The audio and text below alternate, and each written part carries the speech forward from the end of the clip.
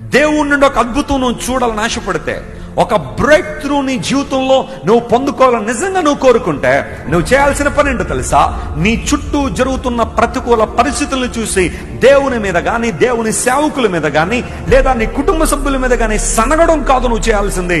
దేవుని సన్నిధిలో మొర్ర పెట్టే అనుభవం కావాలి. Sitting in God's presence and looking unto God. ఎందుకోసం అంటే, సమస్యకు పరిష్కారం ఇచ్చే వాళ్ళు మనుషులు కాదు.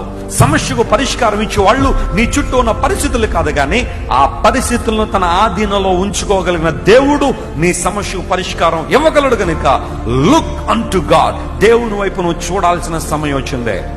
ఇంతవరకు మనుషుల చుట్టూ పరిగెత్తావేమో, మనుషులు అది చేస్తారు ఇది చేస్తారని వారి చుట్టూ పరిగెత్తి కాళ్ళు అరిగేలా తిరిగావేమో, చెప్పులు అరిగేలా తిరిగావేమో, ఎన్నోసార్లు అవమానించబడ్డావేమో, చేదరించబడ్డావేమో, చిత్కారాన్ని పొందుకున్నావేమో.